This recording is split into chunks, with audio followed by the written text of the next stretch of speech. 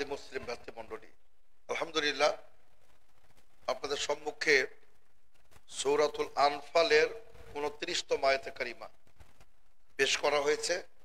ইনশাআল্লাহ মুস্তাআন অত্র আয়াতে কারিমার আলোকে আজকে আমাকে যে আলোচ্য সূচি বা বক্তব্যের বা জুমার খুতবার বিষয়বস্তু দেওয়া হয়েছে যে ফিতনার যুগে আমাদের করণীয়,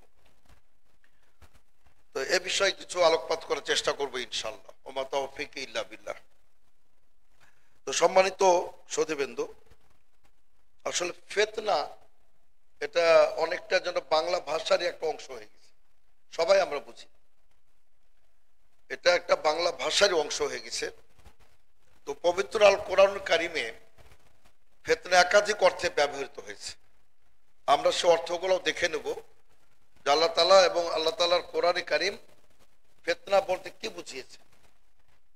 তবে তার আগে যে কথাটা বলতে চাচ্ছি যে এটা নিঃসন্দেহে বলা যায় যে আমরা কিন্তু সেই ফিতনার যুগে অলরেডি আমরা পড়ে গেছি। আমাদের সে ফিতনার যুগ কিন্তু এসে গেছে।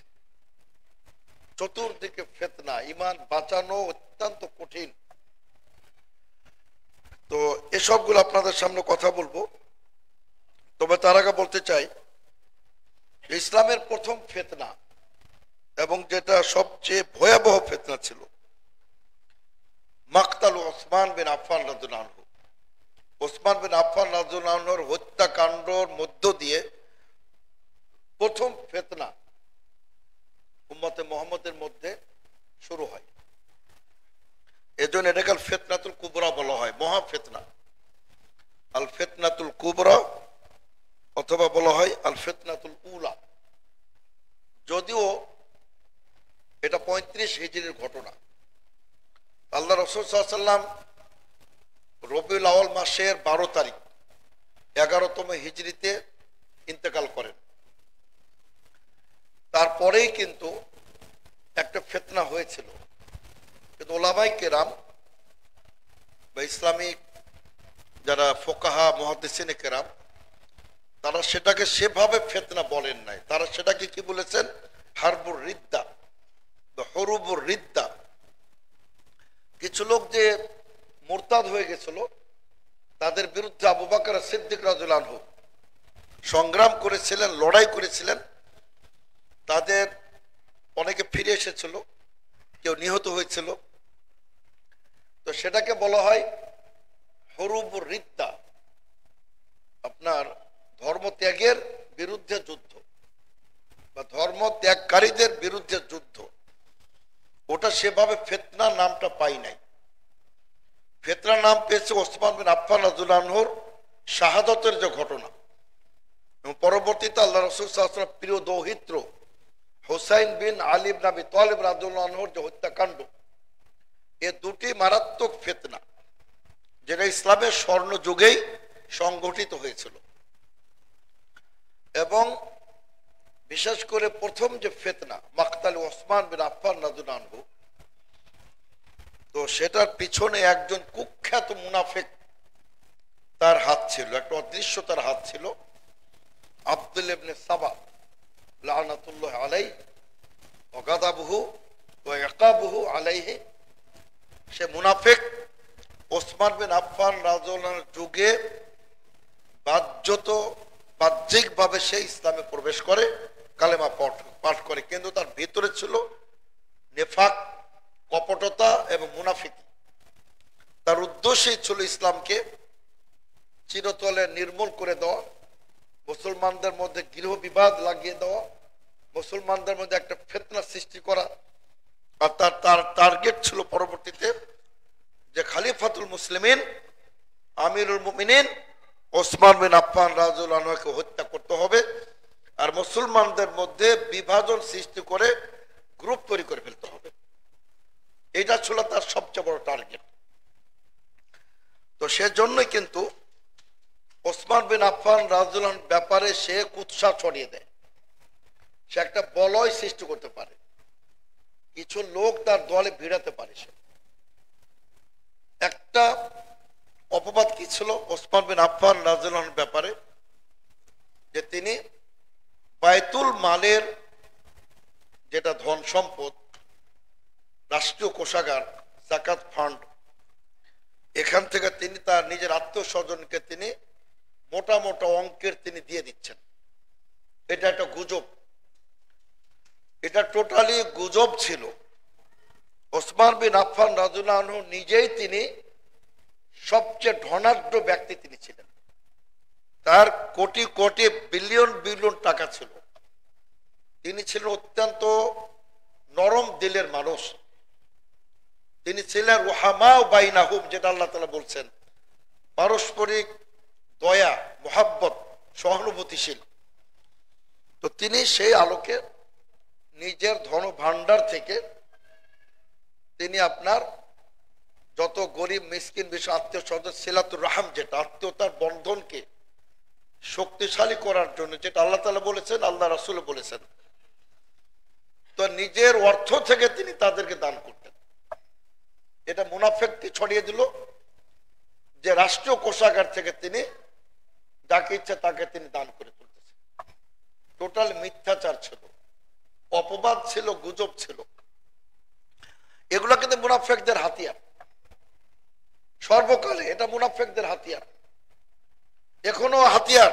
বাংলাদেশের বিরুদ্ধে বহু অপপ্রচার, যারা সমাজে বিভ্রান্তি সৃষ্টি করে, আর ইমামদেরকে গালাগালি করে, আরো বিভিন্ন অপপ্রচার তো আছে, যে ইহুদিদের দালাল, ইসরায়েল থেকে নাকি টাকা আসে, প্রতি আমিনে টাকা পাই, তারপরে জঙ্গিবাদ তো একটা মিথ্যা অভিযোগ আছেই, বিভিন্ন অভিযোগ। এটা মুনাফিকদের কিন্তু এটা সবচেয়ে বড় অস্ত্র। এবং আরেকটু গুজব ছড়ালো যে তিনি ক্ষমতার বড় বড় পদে, মসনদে নিজের আত্মীয় স্বজনকে তিনি বসালেন। এটা একটা অপবাদ ছিল।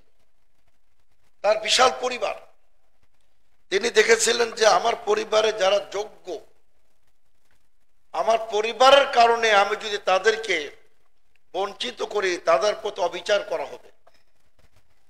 কাজে তিনি যারা যোগ্যতম যারা ছিলেন তাদেরকে তিনি বড় বড় পদে বসিয়েছিলেন। যোগ্যতা থাকার পরেও অযোগ্য কাউকে তিনি বসান নাই।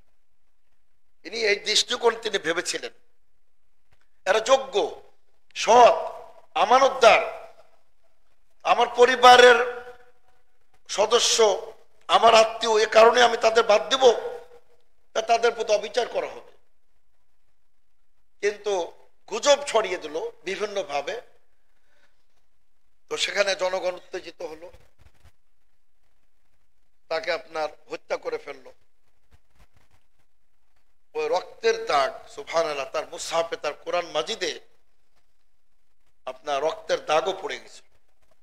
তিনি কোরআন মাজিদ পড়া অবস্থায়, আর তিনি বলেছিলেন যে আমি বিশ্ব নবীর হাদিস বর্ণনা করে তোমরা শোনো, কোন মুসলিমকে তিনটি অপরাধ করা ব্যতিরেকে কোনো কারণে হত্যা করা যাবে না।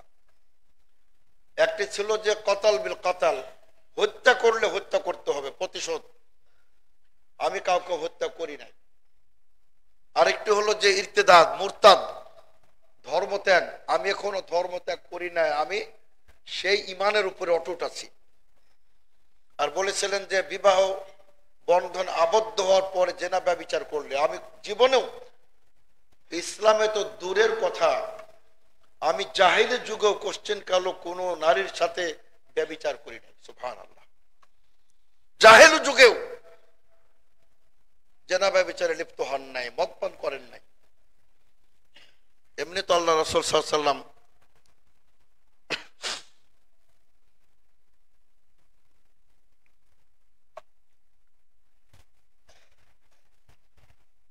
তার মতো, তাকে জুন্নুরাইন বলা হয়, দুইজন কন্যা আল্লাহ রাসূল সাল্লাল্লাহু আলাইহি ওয়াসাল্লাম তাকে বিবাহের জন্য নির্বাচন করেছিলেন।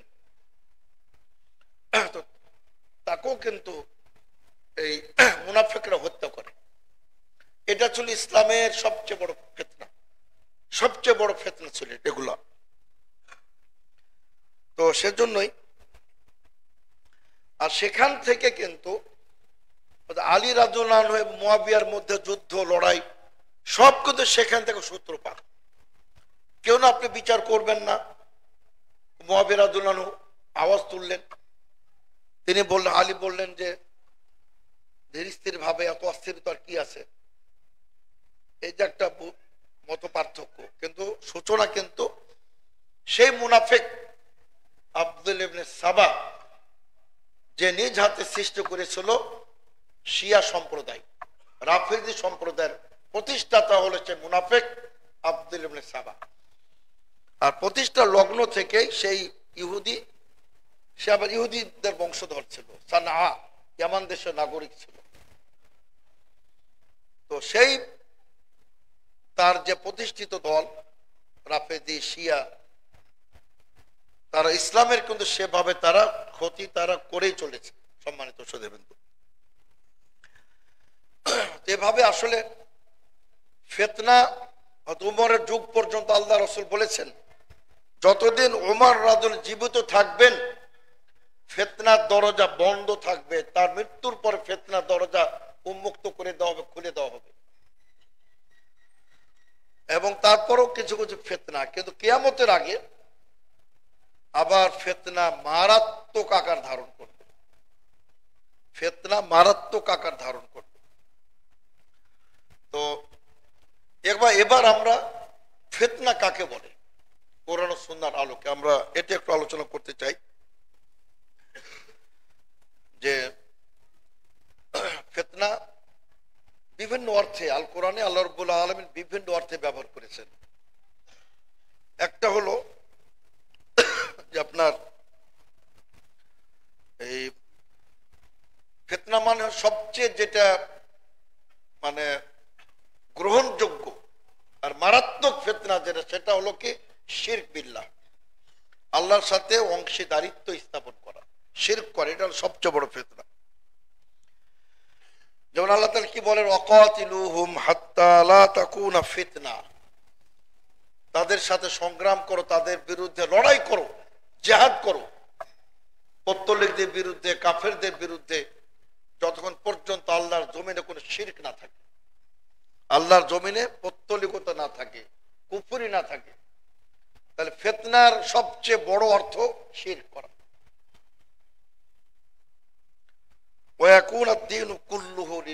সারা সমস্ত দিন যেন, সারা পৃথিবীটা যেন আল্লাহর দ্বীনের জন্য প্রতিষ্ঠিত হয়ে যায়।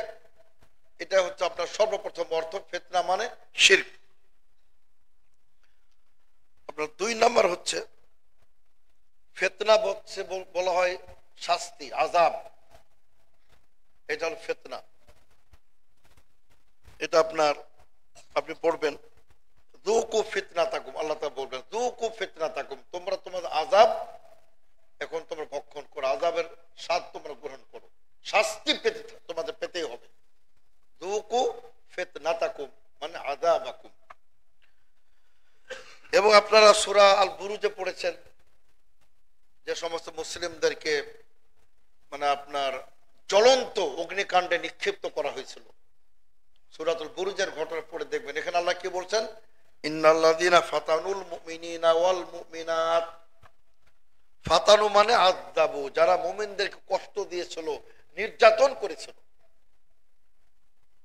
সুম্মা লাম ইয়াতুবু, অথবা তওবা করে না, আল্লাহ বলছে ফালাহুম আযাবু জাহান্নাম, তাদের জন্য জাহান্নামের আযাব এবং অগ্নিদগ্ধ জ্বলন্ত আগুনের তাদের পোড়ানো হবে শাস্তি স্বরূপ।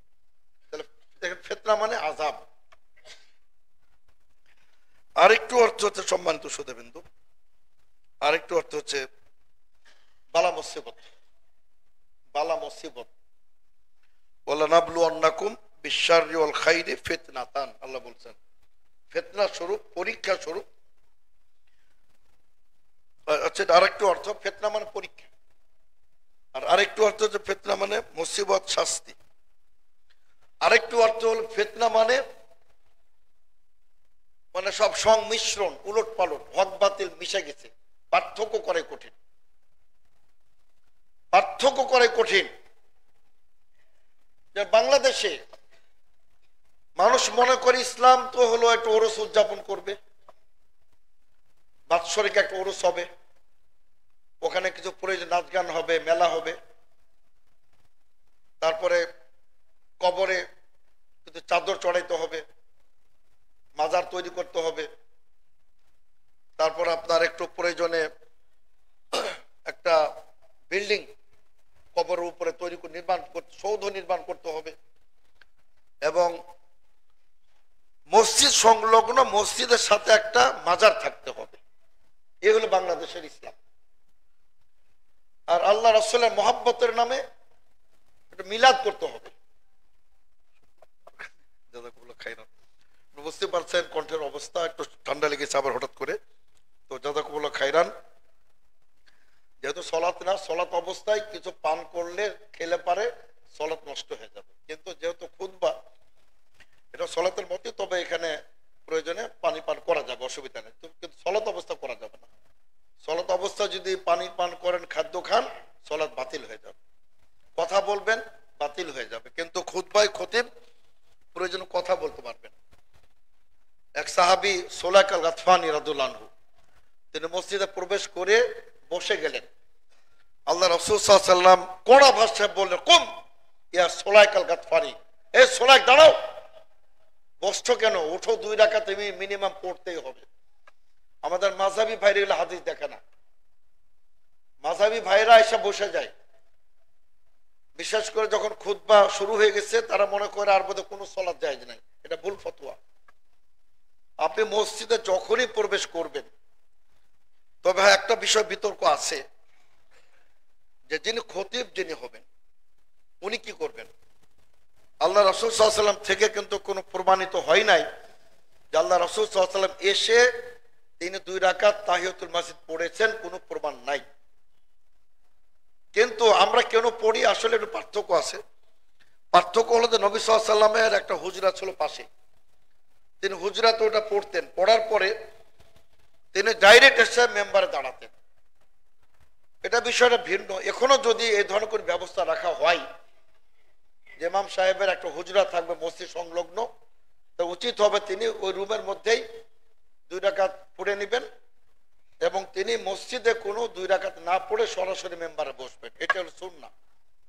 আমরা কেন পড়ি, যেহেতু আমরা তো আসি দূর থেকে, আমাদের তো ভাবে হুজরা নাই, কিন্তু হুজরা থাকলে, ব্যবস্থা থাকলে উচিত হবে ইমাম সাহেবের যে তিনি মসজিদে কোনো 2 রাকাত সালাত আদায় করবেন না। শুকরান।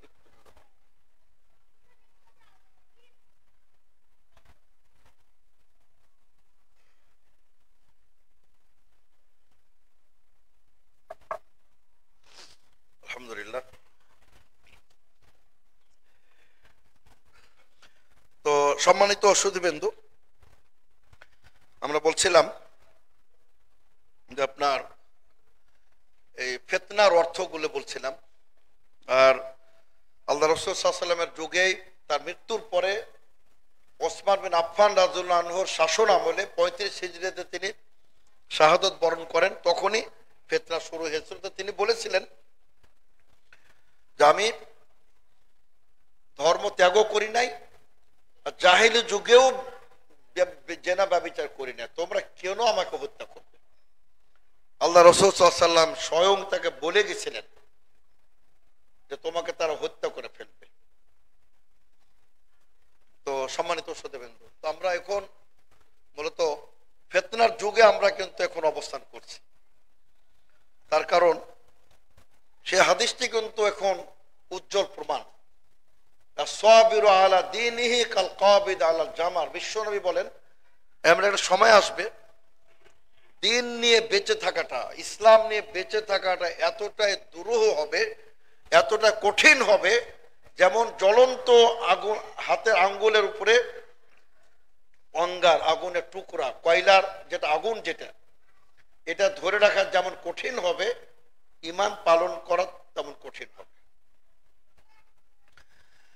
তো সেটাও কিন্তু এখন বর্তমানে, এখন যে আপনার অশ্লীলতা, চতুর্দিকে অশ্লীলতা, আপনি বাজারে যাবেন, নগ্নতা, বেহায়াপনা। তারপর আলহামদুলিল্লাহ বাংলাদেশ এখন অনেক ভালো আছে। আমি তো প্রসঙ্গত জাপান যাওয়ার পথে মালয়েশিয়ায় ঢোকা হয় নাই, এয়ারপোর্টে দেখলাম আস্তাগফিরুল্লাহ, ওটা যে একটা মুসলিম রাষ্ট্র এটা বিশ্বাস করতে কষ্ট হচ্ছিল। যদিও তারা মুসলিম না, সব ইংরেজরা, কিন্তু ওখানে যে অবস্থা, মুসলিম রাষ্ট্রের একটা নিজস্ব আইন থাকবে। আমার দেশে অশ্লীলতা চলবে না, এয়ারপোর্ট কেন, যেখানে আসো না কেন এখানে শালীনভাবে আসতে হবে। এটা হলো মুসলিম শাসকদের, মুসলিম দেশের এটা ফরজ। হোক সে ইংরেজ, আমার দেশে এসে কক্সবাজারে উলঙ্গ হয়ে গোসল করবে, এটা রাষ্ট্রের করতে দেওয়া উচিত হবে না, এটা রাষ্ট্রের দায়িত্ব।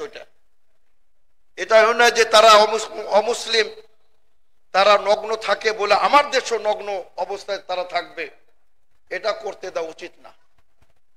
তো আমি বলছিলাম যখন সর্বত্র এই যে ইন্টারনেট, ফেসবুক সব অশ্লীলতায় পরিপূর্ণ, তবে আলহামদুলিল্লাহ কেউ যদি নিজেকে হেফাজত রাখতে পারেন, এই ফেসবুক, এই ইন্টারনেট কিন্তু আপনার ঈমান বৃদ্ধিরও কারণ। আপনি এখানে সব পাবেন, আল কোরআন কারীম পাবেন, সিয়াসিত্তা পাবেন, সহিহ বুখারী, মুসলিম সব পাবেন আপনি মোবাইলের মধ্যে।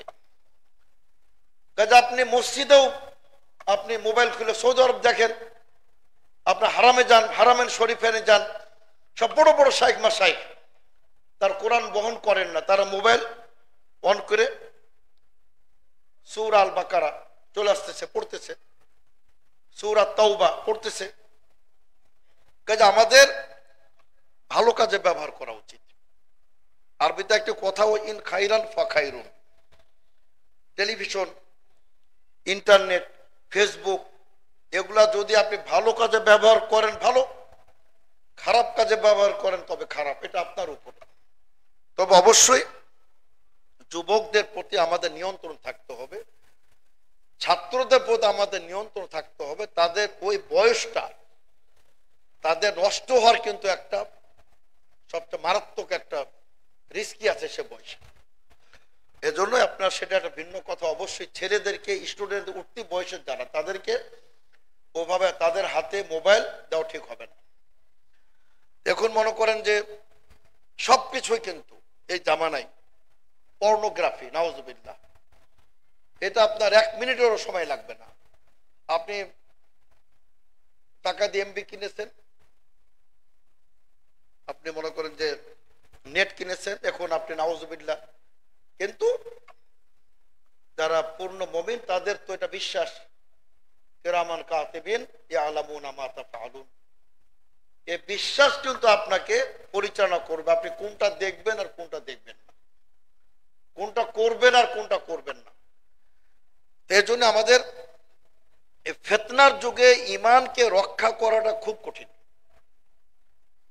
তার যেটা বলছিলাম, এক কথা অন্য কথাও চলে যাচ্ছি, মানে যদিও সেটা কিছুটা লঙ্ঘন হচ্ছে আইনের, সেটা হচ্ছে যে যেটা বলছিলাম যে আপনার ফিতনার একটি অর্থ হলো উলট পালট। আপনি জনগণ বুঝতে পারবে না যে কোনটা সঠিক। এত বড় জুব্বা আর এত সুর, সুললিত কণ্ঠ, কোকিল কণ্ঠের মতো আওয়াজ, আর শিরকের আহ্বান করে, মাজার পূজার প্রচার করতেছে, আল্লাহর ধন মোহাম্মদকে দিয়ে আল্লাহ গেছেন গায়েব হইয়া, আর মোহাম্মদের ধন খাজাকে দিয়ে খাজা বাবা শুয়ে রয়েছে আজমিরে, কেউ ফিরে না খালি হাতে, খাজা বাবার তোমার দরবার হতো। তো জনগণ তো বিভ্রান্ত হবে। এজন্যই তো আসলে আলেমের বিভ্রান্তি মানে পুরো কওমের বিভ্রান্তি। এজন্য আল্লাহ রাসূল সাল্লাল্লাহু আলাইহি ওয়াসাল্লাম তিনি ক্লিয়ার বলেছেন যে আমি দাজ্জালের চেয়ে মারাত্মক ভয় করি এই শ্রেণীর আলেমকে, যারা আল আইমাতুল মুদিল্লুন, যারা যারা পথভ্রষ্টকারী ইমাম, পথভ্রষ্টকারী বক্তা, যারা এদেরকে আমি দাজ্জালের চেয়ে ভয়ঙ্কর মনে করি। তার কারণ দাজ্জাল কোন মুমিনকে বিভ্রান্ত করতে পারবে না, মুমিনের ঈমান আরো বেড়ে যাবে। কিন্তু অনেক মুমিন এদের এক একটা বক্তব্য শুনে কেউ কবর পূজার দলে ভিড়তেছে, কেউ বেদাত করতেছে, এটা ওদের ফিতনা, যে হক বাতিলের মিশ্রণ, কোনটা সঠিক আর কোনটা ডুপ্লিকেট, কোনটা ঈমান বিধ্বংসী আর কোনটা ঈমানকে শক্তিশালী করতেছে, এই জ্ঞান কিন্তু থাকতেছে না মনে করেন। তো এগুলা কিন্তু সবই ফিতনা। তো এখন সম্মানিত সুধীবৃন্দ, এখন আমাদের এই ফিতনার যুগে আমাদের কি করণীয় এ সম্পর্কে আমি আপনাদের সামনে যে কথাটা বলতে চাই। তো কোরআন ও সুন্নাহর আলোকে আমি আপনাদেরকে বলতে চাই, 5টি যদি আমরা করণীয় নির্ধারণ করি, ইনশাল্লাহ আমরা সফল হয়ে যাব ইনশাল্লাহ। 5টি, বেশি না, বলতে গেলে তো অনেক বলা যায়। 5টি মৌলিক নীতিমালা, 5টি বেসিক মূল আমল যদি আমরা করি, ইনশাল্লাহ আল্লাহ তাআলা আমরা আমাদের ফিতনার যুগও তিনি আমাদের রক্ষা করবেন ইনশাল্লাহ। একটা হলো আল্লাহকে ভয় করতে হবে, তাকওয়াল্লাহ ফিস সিররি ওয়াল আলান, গোপনে প্রকাশ্যে। ইত্তাকিল্লাহ হাইসুমা কুনতা, আল্লাহ রাসূল সাল্লাল্লাহু আলাইহি ওয়াসাল্লাম বলেন, পৃথিবীর যেখানেই থাকো না কেন আল্লাহকে ভয় করো। হাইসুমা কুনতা, পৃথিবীর যেখানে থাকো না কেন। কাল মসজিদ আসলে খুব বড় মুত্তাকি আপনি, আর বাইরে গেলে তাদের চোখ খারাপ, তাহলে আপনি কিন্তু মুত্তাকি হলেন না। বাংলাদেশে খুব মুত্তাকি, ইউরোপ, আমেরিকা, থাইল্যান্ডে গিয়ে লিপ্ত হয়ে গেলেন তাদের সাথে, এটা কিন্তু না। হাইথুমা কুনতা, যেখানে থাকেন না কেন আপনার তাকওয়ার বহিঃ প্রকাশ ঘটাতে হবে। তো আল্লাহ তাআলা ক্লিয়ার বলে দিয়েছেন, যেটা বলছিলাম যে ফিতনার যুগ মানে উলট পালট। একজন এমন বক্তব্য দিবে কোরআনের মর্যাদা, আপনি বুঝতে পারবেন না সে কত বড় শয়তান, কত বড় ইবলিস। ও কোরআনের মর্যাদা বুঝাতে গিয়ে রাসূলের সুন্নাহর মানহানি করতেছে, যে সুন্নাহর প্রয়োজন কি, কেন কোরআন নাই? এই ভবিষ্যৎ বাণী তো আল্লাহ রাসূল দিয়ে গেছেন। ইউশিকু বলেছেন, অচিরেই কিছু লোক বের হবে, সোফা সিংহাসনে বসবে। দেখুন আমার আপনার নবী সাল্লাল্লাহু আলাইহি ওয়াসাল্লাম যে কত সত্যবাদী, সুবহানাল্লাহ। তিনি একটা বাক্য বলেছেন, এই তথাকথিত যারা আহলে কোরআন বলে নিজেদেরকে, এরা তো হাদিস অস্বীকারী, এরা আহলে কোরআন। আহলে কোরআন আমরা, ফাউতিরু ইয়া আহলাল কোরআন, আল্লাহ রাসূল বলেন সাল্লাল্লাহু আলাইহি ওয়াসাল্লাম, হে আহলে কোরআন তোমরা সালাতুল ফিতর আদায় করো। তো প্রকৃত অর্থে আমরাই আহলুল কোরআন এবং আমরাই আহলুল হাদিস। তো আপনার তারা হলো একেবারে হাদিস অস্বীকারী।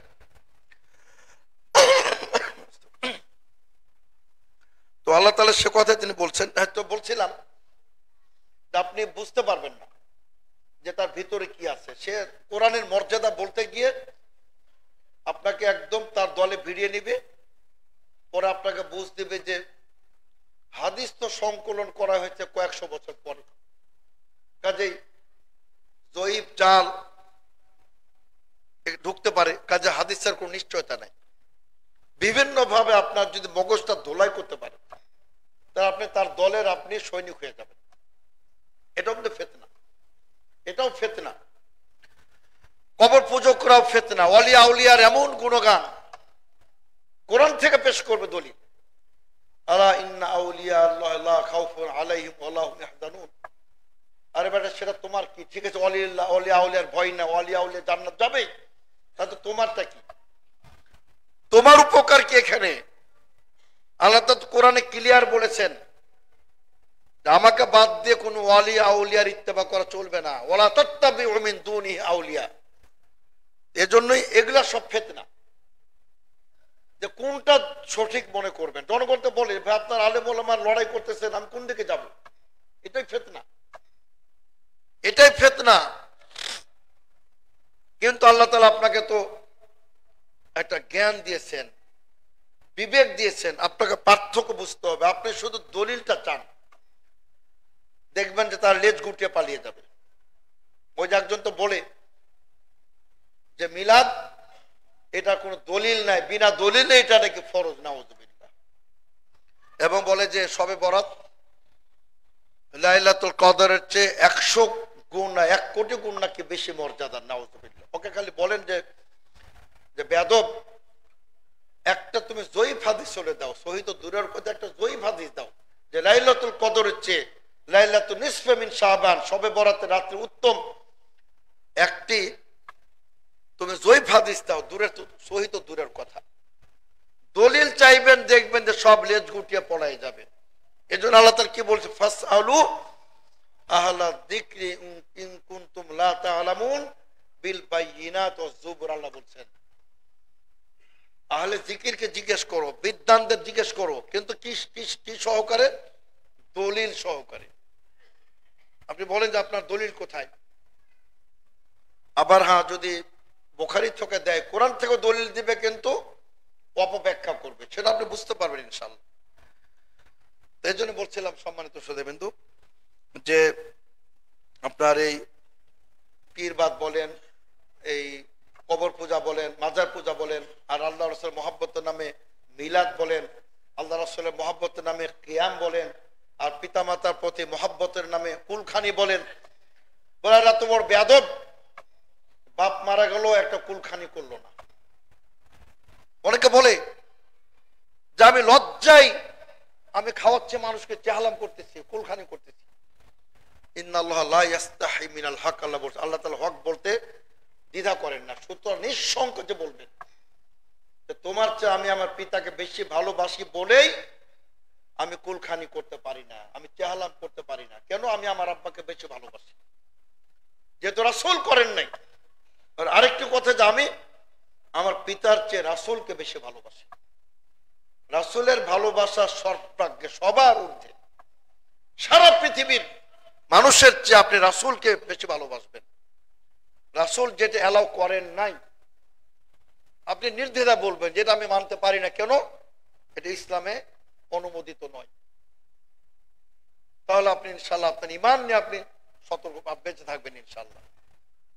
আমি বলছিলাম সম্মানিত শ্রোতাবৃন্দ, আমাদের প্রথম করণীয় তাকওয়া অবলম্বন করতে হবে। আল্লাহকে ভয় করবেন। আল্লাহ তাআলা আপনাকে একটা গ্যারান্টি দিয়েছেন, তুমি যদি আমাকে ভয় করো, আল্লাহ বলছেন হে বিশ্বাসীগণ, ইন তাত্তাকুল্লাহ, আল্লাহকে যদি ভয় করে, ইয়াজআল লাকুম ফুরকানান, তিনি তোমাদেরকে ফুরকান দান করে দেবেন। সুবহানাল্লাহ। ফুরকান মানে মানদণ্ড। আপনি নিজেই বুঝতে পারবেন যে কে বাটপার আর কে হক, কে ভুয়া আর কে অরিজিনাল, ইসলামের শত্রু, কে অপব্যাখ্যাকারী, আর কে ইসলামের সঠিক দায়ী, ওয়ারাসাতুল আম্বিয়া কে, আপনি নিজে পার্থক্য করতে পারবেন যদি আপনার মধ্যে তাকওয়া যদি আসে। এটা আল্লাহ তাআলা বলছেন, ইয়াজআল লাকুম ফুরকানান, তিনি তোমাদেরকে হক বাতিলের মানদণ্ড দিয়ে দিবেন। ওয়া ইউকাফির আনকুম সাইয়্যাতিকুম, আর তোমাদের সকল তোমাদের পদস্খলন যেগুলো ঘটেছে, ত্রুটি, অন্যায়, তিনি সব নিশ্চিহ্ন করে দিবেন। ওয়া ইয়াগফির লাকুম, আর তিনি তোমাদেরকে ক্ষমা করে দিবেন। আল্লাহু যুল ফাদলিল আযীম, আল্লাহ তাআলা মহা অনুগ্রহশীল। আল্লাহ তাআলা মহা অনুগ্রহশীল। এটা কিন্তু আমাদের একটা মৌলিক আকীদা। আল্লাহ তাআলার অনুগ্রহ না হলে আমরা কবে ধ্বংস হয়ে যেতাম। এই যে আমরা টিকে আছি এত পাপের পরে, এটা আল্লাহর অনুগ্রহ। তার কারণ আপনি আজকে একটা অন্যায় করলেন, নাউজুবিল্লাহ, দুদিন পরে আপনি অনুশোচনা করে আবার হক পথে ফিরে আসবেন। এটাও একটা আল্লাহর অনুগ্রহ, তিনি আপনাকে সুযোগ দিচ্ছেন। তো এটা আল্লাহ তাআলা বলছেন যে আল্লাহ তাআলা চরম অনুগ্রহশীল। আমাদের প্রথম করণীয় যে আমরা আল্লাহকে ভয় করব ফিতনার যুগে। আর দ্বিতীয় করণীয় হচ্ছে, দেখুন, বেশি বেশি ইবাদতে লিপ্ত থাকবেন। আল্লাহ রাসূল সাল্লাল্লাহু আলাইহি ওয়াসাল্লাম বলেন, আল ইবাদাতু ফিল হারজি কা হিজরাতিন ইলাইয়া, সহিহ মুসলিমের হাদিস। আল্লাহ রাসূল সাল্লাল্লাহু আলাইহি ওয়াসাল্লাম বলেন যে ফিতনার যুগে, মুজাম তবরানীতে ফিতনা শব্দ আছে, ইবাদাতু ফিল ফিতনা, তাহলে আরো ক্লিয়ার হয়ে গেল। ফিতনার যুগে ইবাদত করা, আল্লাহ রাসূল সাল্লাল্লাহু আলাইহি ওয়াসাল্লাম বলছেন কা হিজরাতিন ইলাইয়া, সেজন্য আমি মুহাম্মদ সাল্লাল্লাহু আলাইহি ওয়াসাল্লামের নিকটে হিজরত করে, তার দেশ ত্যাগ করে আমার নিকটে হিজরত করে চলে আসলো। সুবহানাল্লাহ। কত মর্যাদা দেখুন। মানে ফিতনার যুগে ইবাদত করা, এজন্য আল্লাহ রাসূল সাল্লাল্লাহু আলাইহি ওয়াসাল্লাম এতদূর তিনি বলেছেন, অনেক মুহাদ্দিসিন কেরাম পর্যন্ত হয়রান হয়েছেন হাদিসটা কেমনে সহি হতে পারে, কিন্তু শেষ পর্যন্ত তারা কেউ জয়ী বলতে পারেন না। সুবহানাল্লাহ। হাদিসটা কি? যে এই ফিতনার যুগে যখন আপনার চতুর্দিকে আপনার বিরুদ্ধে সোচ্চার আপনার মতো আক্রমণ করবে, আপনার মসজিদ ভেঙে দিবে, আপনার মসজিদে তার তালা লাগিয়ে দিবে, আপনার বিরুদ্ধে মিথ্যা মামলা হবে, আপনি তারপর টিকে আছেন। বিশ্বনবী বলেন এক একজনের ঈমান 50 জন সাহাবীর সমান হবে। সুবহানাল্লাহ। সাহাবা কেরাম জিজ্ঞেস করলেন, হে রাসূল সাল্লাল্লাহু আলাইহি ওয়াসাল্লাম 50 জন, তারা কি সেই যুগের 50 জন না আপনার যুগের 50 জন? আল্লাহ রাসূল বললেন আমার যুগের 50 জন, মানে তোমাদের 50 জন সাহাবীর একজনের সমান ঈমান হবে তাদের। সুবহানাল্লাহ। 50 জনের সমান তাদের একজনের ঈমান হবে। সুবহানাল্লাহ। এটা সবার জন্য না। কাদের জন্য? ওই যে যারা স্রোতের বিপরীতে দাঁড়িয়ে যারা হকের কথা বলেন। এই যে একটা আলো প্রজ্বলিত করেছেন চাঁদপুরে, আলো প্রজ্বলিত করেছেন, আলোকবর্তিকা জ্বলতেছে চাঁদপুরে, আলোকিত করতেছে, শিরক বেদাত উৎখাত হয়ে যাচ্ছে, অন্ধকার দূর হয়ে যাচ্ছে। যারা আপনার ওই হুমকির মুখে থাকে, এই যে বিবাড়িয়া ব্রাহ্মণবাড়িয়া, এরা ম্যাক্সিমাম এদের জন্য মর্যাদা। যারা আপনার হুমকি ধমকি হত্যার যারা মুখেও যারা হকের উপরে দাঁড়িয়ে থাকে, এদের জন্য এই মর্যাদা যে 50 জন সাহাবীর তারা মর্যাদা পাবে ইনশাআল্লাহ। তো এই জন্য সম্মানিত শ্রোতাবৃন্দ, এটি আমাদের একটি সবচেয়ে বড় করণীয় যে আমাদের সর্বক্ষণিক ইবাদত থাকতে। আর ইবাদত এর সময় ইবাদতে এত মর্যাদা কেন? কয়েকটা কারণ ওলামাকে উল্লেখ করেছেন। একটা কারণ, যখন তো রং তামাশা করার সময়, এখন তো ইবাদত ভালো লাগার কথা না, তারপরও আপনি মনের বিরুদ্ধে যুদ্ধ করে আপনি ইবাদতে মশগুল হয়েছেন, তার মানে আপনি একজন পরিপূর্ণ মুমিন। আলহামদুলিল্লাহ। তার কারণ সবাই তো ওদিকে যাচ্ছে, আপনি কোন মসজিদে আসলেন, একদম সবকিছু ট্রেডিশন আপনার প্রথা ভেঙে আপনি তাদের দলে না গিয়ে আপনি চলে আসলেন মসজিদ আল্লাহর ইবাদত করতে, এই জন্য আপনার এত মর্যাদা বেশি। এই জন্য সম্মানিত শ্রোতাবৃন্দ, আমি বলছিলাম যে আমাদের এটি একটি ব্যাপার। আর আরেকটি ব্যাপার হচ্ছে যে আপনাকে একেবারে সর্বদা দ্বীনকে, ইসলামকে তামাসসুক ইতিসাম বিল কিতাব ওয়াস সুন্নাহ যাহিরা ওয়া বাতিনা, সর্ব অবস্থায় আপনাকে ইসলামের উপর থাকতে হবে। ইয়া আইয়ুহাল্লাযীনা আমানু দুখুলু ফিস সিলমি কাফা, আল্লাহ বলছেন পরিপূর্ণভাবে, মুনাফিকের মতো না, আংশিক না, আংশিক না, পূর্ণভাবে।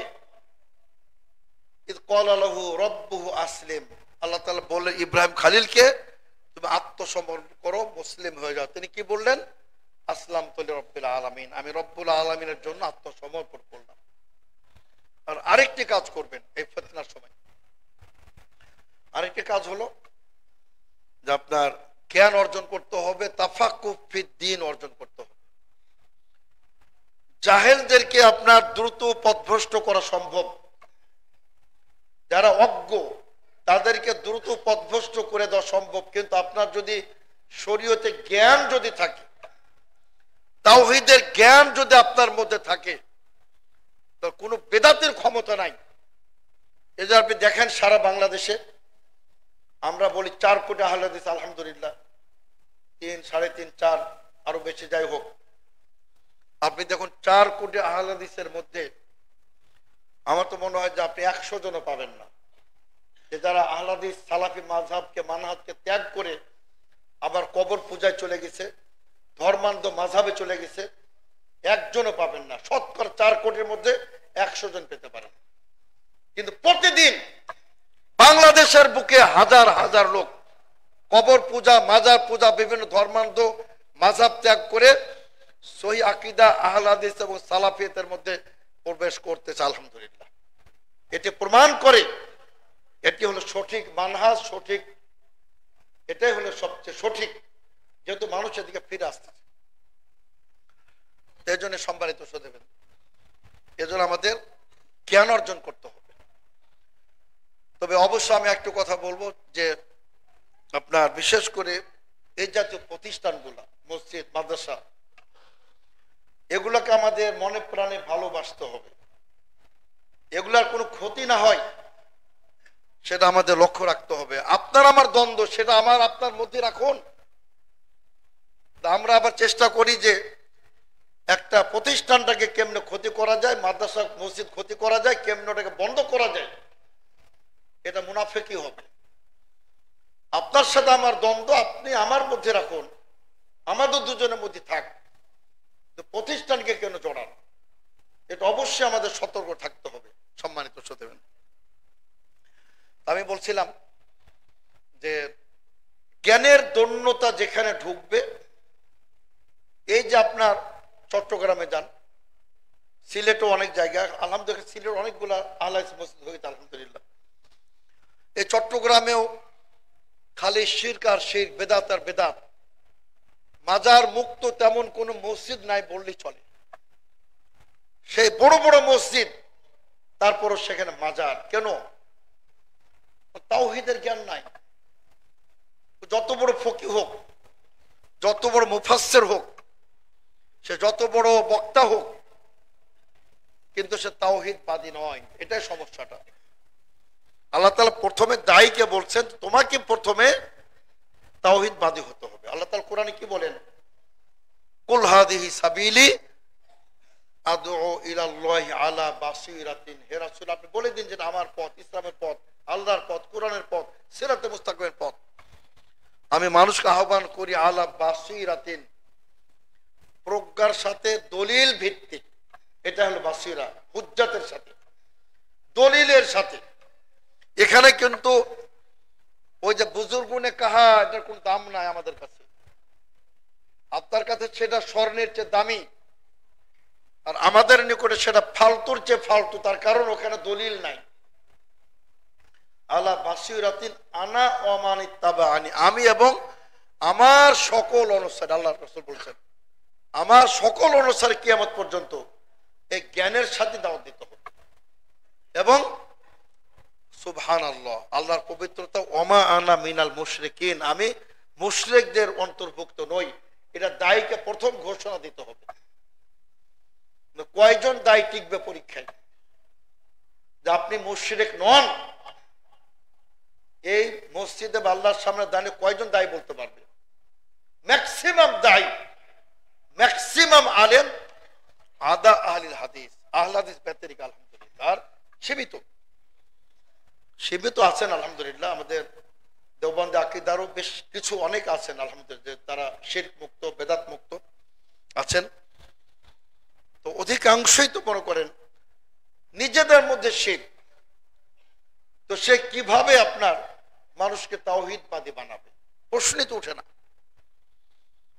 একজন বন্ধ্যা নারী সে কিভাবে সন্তান প্রসব করবে? অসম্ভব তার জন্য, নিজের যে বন্ধ্যা, কাজে তার জন্য এটা সম্ভব না। আপনি তেঁতুল গাছে আঙ্গুর কামনা করবেন, এটা তো একেবারে অসম্ভব। তেঁতুল গাছে তেঁতুলই হবে, সেটা ঠিক আছে, তেঁতুল উপকার আছে সেটা ভিন্ন কথা, কিন্তু তেঁতুল গাছে আপনি আঙ্গুর কামনা করতে পারেন না। সুতরাং বেদাতীদের দ্বারা, কবর পূজকদের দ্বারা, তথাকথিত সুন্নিদের দ্বারা, যার চট্টগ্রামের সুন্নি, ওই সুন্নিদের দ্বারা আল্লাহর জমিনে সুন্নাহ প্রতিষ্ঠা হবে না। যারা কোরআনের অপব্যাখ্যা করে, সুন্নাহর অপব্যাখ্যা করে, আর আহলে হাদিসের নাম শুনলে তাদের মাথা নষ্ট হয়ে যায়। এজন্য ইমাম ইয়াহইয়া ইবনে সাঈদ আল কাত্তান বলতেছেন, শুধু একটু কথা বলেই খুতবা তো একটা পর্যন্ত, খুতবা শেষ সময় শেষ আছে, আমি শুধু একটু কথা বলে আলোচনা শেষ করব। প্রখ্যাত ইমাম ইয়াহইয়া সাঈদ আল কাত্তান তিনি বলতেছেন, লাইসা ফিদ দুনিয়া মুবতাদিউন ইল্লা ইউবগিদু আহলাল হাদিস। পৃথিবীতে এমন কোন বেদাতি নাই যে বেদাতি আহলে হাদিসকে ঘৃণা না করে। যে আহলে হাদিসকে ঘৃণা করে তার মানে মনে করবে যে সে বেদাতি। এটা একটা আপনার সার্টিফিকেট দিয়ে দিলাম। এই মুসআব বিন উমাইর মসজিদ থেকে একটা সার্টিফিকেট ইস্যু করে দিলাম। যারা আহলে হাদিসদেরকে ঘৃণা করে, আহলে হাদিসদের সমালোচনা করে, আপনি জেনে রাখবেন সে বেদাতি। এটা ইমাম আহমদ সাইদ কাত্তান বলে গেছেন। এজন্য আমরা বলবো যে আমাদের কিতাব ও সুন্নাহ, সম্মানিত শ্রোতাবৃন্দ, তারাকতু ফিকুম আমরাইন লান তাদিল্লু মা ইন তামাসসাকতুম বিহিমা। আমরা যদি কিতাব ও সুন্নাহকে ধারণ করি তো ইনশাআল্লাহ আমরা আলোর পথ দেখবই। সেটাই সিরাতে মুস্তাকিম, আর সেটার গন্তব্য হলো জান্নাত ইনশাআল্লাহ। বারাকাল্লাহু লানা ওয়া লাকুম ফিল কুরআনিল আযীম ওয়া নাফা'না ওয়া ইয়্যাকুম বিল আয়াতিল মুতাহহার যিকরিল হাকীম ইন্নাহু তাআলা জাওয়াদুন কারীম কারীমুম মালিকুম বাররাউফুর রহিম।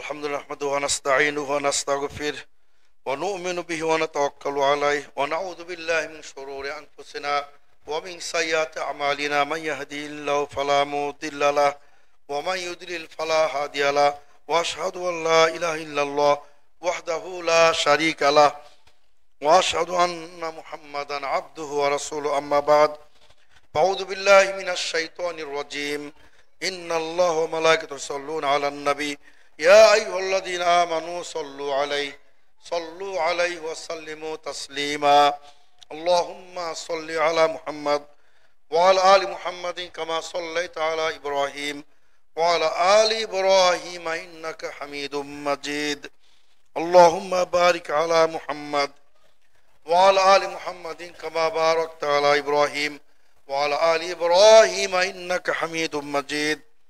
সম্মানিত মুসল্লিন কিরাম, এখানে দুটো ঘোষণা আসছে। একটা মসজিদের অধীনে সালাফি মাদ্রাসা কালচারাল একাডেমি 25 সালে 9ম শ্রেণী খোলা হবে ইনশাআল্লাহ।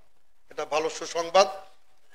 আমরা মনে করি প্রতি বছর আপনারা এক ক্লাস করে খুলতে থাকুন, এবং পরবর্তী যখন সানবিয়া কমপ্লিট হবে ইনশাআল্লাহ সেটা আমরা জমিয়ত আহলে হাদিসের পক্ষ থেকে চাঁদপুর, আরো কয়েকটা মাদ্রাসা আছে আমাদের, যে জামে সুন্নাহ আছে, আমাদের জামে দারুত তাওহীদ আছে, এখানে আপনারা প্রতিষ্ঠা করেন। এগুলোর সাথে সৌদি আরবের একটা অ্যাফিলিয়েশন দরকার। বাংলাদেশ জমিয়ত আহলে হাদিস সর্বাত্মক প্রতিষ্ঠা চালাবে ইনশাআল্লাহ। আর আরেকটু ঘোষণা, এখানে 12 তলা ভবন হবে ইনশাআল্লাহ। মিথ্যাচারে অপবাদে কান দেওয়া যাবে না। আমাদের তাদের আস্থা আল্লাহর রহমতে, তারা আমাদের তফাজ্জল হোসেন সাবাস আলহামদুলিল্লাহ, আরো যারা আছেন, আশা করি আপনারা এখানে ইনশাআল্লাহ সুন্দর একটি দাওয়াতের সেন্টার, মার্কাজ, কমপ্লেক্স আপনারা করবেন ইনশাআল্লাহ। সবাই প্রতি জুমাবার দানের হাত বাড়িয়ে দিবেন, যেহেতু আলহামদুলিল্লাহ তারা অনেক কিছু করতে চাচ্ছেন। 12 তলা ভবন করবেন, তারা কিছু জায়গা ক্রয় করেছেন, আরো ক্রয় করবেন। তো সামগ্রিকভাবে আশা করি আপনারা আমাদের এই ভাইদের, এবং এটা একটা ইসলামিক সেন্টার আলহামদুলিল্লাহ। আমি আর আগেও বলেছি, চাঁদপুরে চাঁদের আলো থাকলেও তাওহীদের আলো ছিল না, কিন্তু আলহামদুলিল্লাহ এখানে তাওহীদের আলো তার বিকিরণ করতেছে আলহামদুলিল্লাহ, কয়েকটি মাদ্রাসা বিশেষ করে। আপনারা এখানে যে যা পারেন মুক্ত হস্তে আপনারা এখানে দান করে সেটার অংশগ্রহণ করবেন ইনশাআল্লাহ। আল্লাহুম্মা আইজ্জিল ইসলাম ওয়াল মুসলিমিন, আল্লাহুম্মা আনসুর মান নাসারাদ-দ্বীন, আল্লাহুম্মা খযুল মান খাযালাদ-দ্বীন, আল্লাহুম্মা ইন্না নাজআলুকা ফি নুহুরিহিম ওয়া নাউযু বিকা মিন শুরুরিহিম, আল্লাহুম্মা শাত্তিত শামলাহুম ওয়া ফারিক জামআহুম ওয়া দাম্মির দিয়ারাহুম ওয়া খারিব বুনিয়ানাহুম وأنزل بهم بأسك الذي لا ترده عن القوم المجرمين.